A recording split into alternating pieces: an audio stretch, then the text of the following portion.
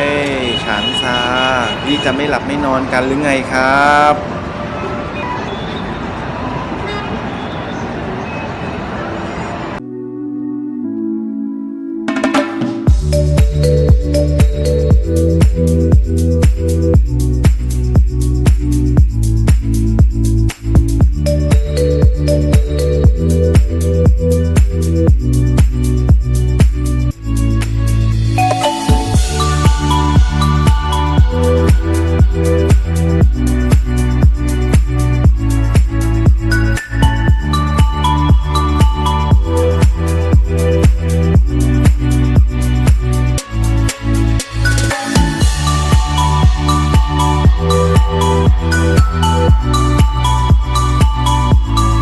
你好，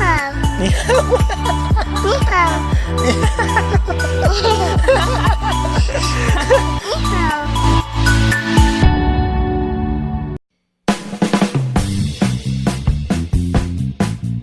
ซีมาแล้ว EP 5 ถึงเมืองฉางซากันแล้วค่ะ กับภารกิจตามหาท่านประธานเมาเจ๋อตุง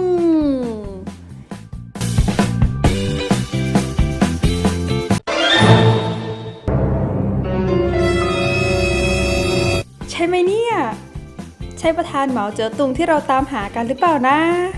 คนเดียวกับในธนบัตรจีนคุ้นๆนะคะ ใช่หรือเปล่า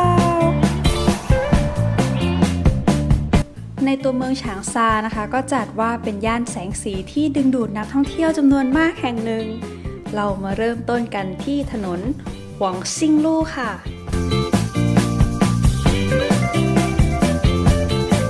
ใครเป็นสายสตรีทฟู้ดนะคะก็ไม่ผิดหวังแน่นอนกับที่นี่ เราไปตามหาอะไรอร่อยๆแปลกๆกันดีกว่าค่ะ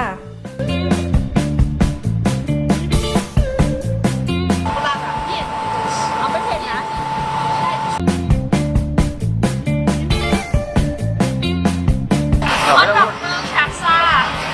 เหมือนเธอค่ะเหล่าฉางซาหน้าเสียงฉางดอกหน้าตาเหมือนเชียงว่าเรานะคะดูกันว่ารสชาติจะเป็นยังไงบ้างฮอตดอก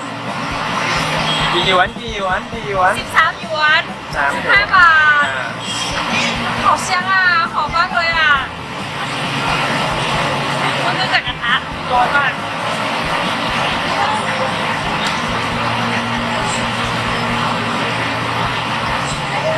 กุนเชียงนี่หว่า ฮอตดอกจริงๆ แต่มันคือ ห กุ น้าน ตา เชีย เหมื ง อนกุนเชียงคือเป็นฮอตดอก เหรอเป็นไงผ่านหรือไม่ผ่าน ของขึ้นชื่ออีกอย่างหนึ่งที่เมืองฉางซานะคะก็คือเต้าหู้เหม็นหรือโชวโต้ฟูเหม็นเหม็นเหม็นจนมีชื่อเสียงโด่งดังไปไกลเลยนะคะ ใครที่เขาชอบกินเนี่ยเขาก็บอกว่ามันหอมหอมแต่ส่วนตัวโบว่ากินมันเหมือนฉี่ตามกำแพงกลิ่นแรงไม่แพ้ใครก็กลิ่นทุเรียนไทยของเราเนี่ยแหละค่ะใครที่ชอบก็บอกว่าหอมหอมใครไม่ชอบเขาก็ว่าเหม็นแต่ก็อร่อยแล้วก็ขายดีไม่แพ้กันค่ะ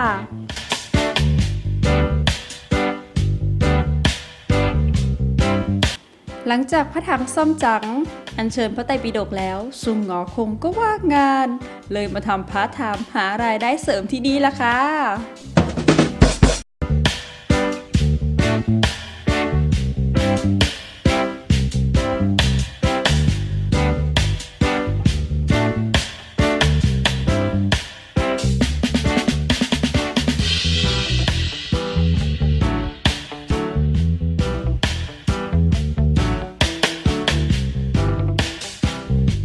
ถ้าใครยังอิ่มกันไม่จุใจ ก็ขอแนะนำมาต่อกันได้ที่ถนนคนเดินไท่ผิงหรือไท่ผิงเจียค่ะ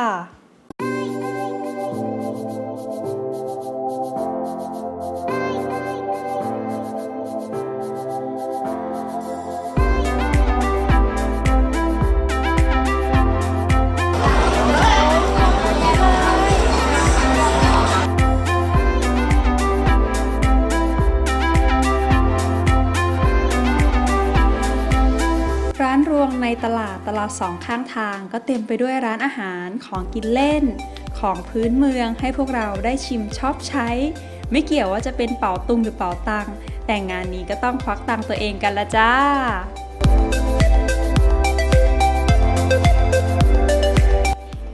กันแล้วขอกินจริงบ้างละค่ะ เมนูอาหารชาวบ้านแท้ๆนะคะ เกี๊ยวน้ำหรือหลุนตุ้นทางรสชาติคล้ายๆเกี๊ยวบ้านเราค่ะ แต่น้ำซุปเขาจะมีกลิ่นหอมกลมกล่อมกำลังดีค่ะ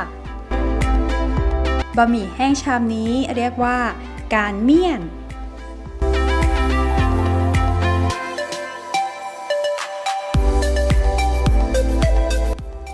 นอกจากนี้ก็ยังมีเมนูอีกมากมายให้พวกเราเลือกกันตามสบายได้เลยนะคะ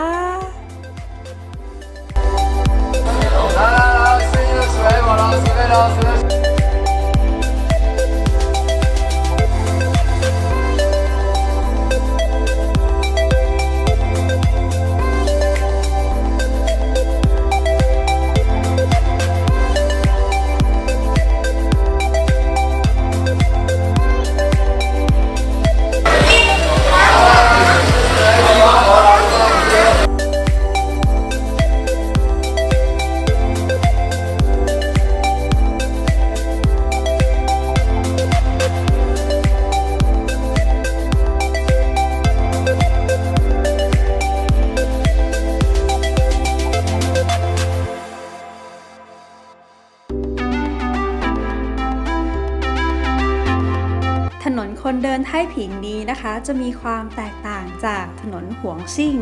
ตรงที่อาคารบ้านเรือนต่างๆ ยังมีกลิ่นอายวัฒนธรรมจีนของคนรุ่นเก่าให้เห็นกันอยู่ค่ะ ถือเป็นมนต์เสน่ห์อีกอย่างหนึ่งด้วยนะคะโบขอเลคคอมเมนต์เลยค่ะ มาแล้วห้ามพลาดกับถนนไท่ผิง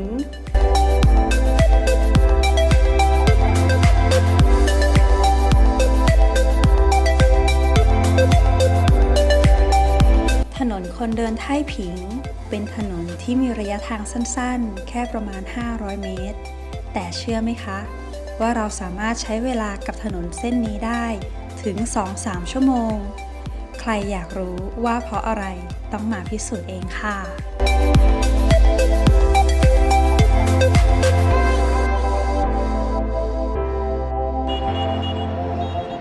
เดินกินกันจนอิ่มก็กลับห้องมาออมแรงไว้พรุ่งนี้ไปตามหาท่านประธานเหมากันต่อค่ะ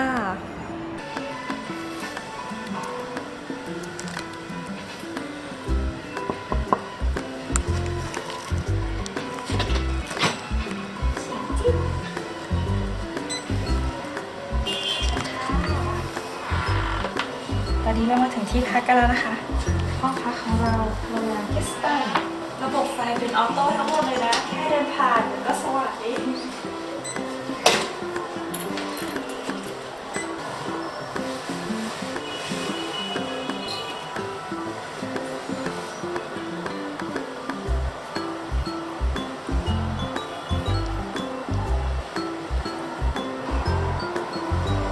โรงแรมนี้นะคะขอบอกว่า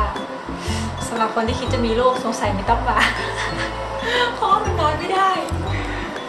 แต่ดูห้องน้ำนะคะเหมาะกับการเล่นน้ำมากแสงสวยมากบรรยากาศนี้ใช้ได้เลย ห้องน้ำเซ็กซี่มาก เซ็กซี่ที่สุดก็คือข้างซิวอเตอร์เปล่าเพื่อยาโอ้ยเหมือนรู้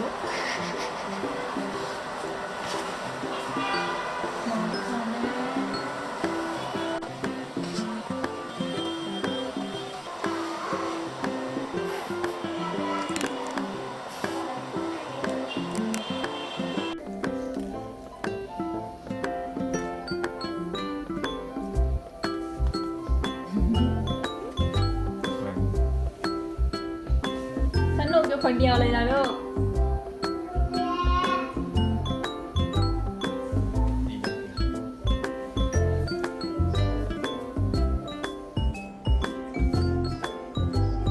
ดูแล้วอย่าลืมกดไลค์ กดแชร์ กด Subscribe เป็นกำลังใจให้พวกเราด้วยนะคะ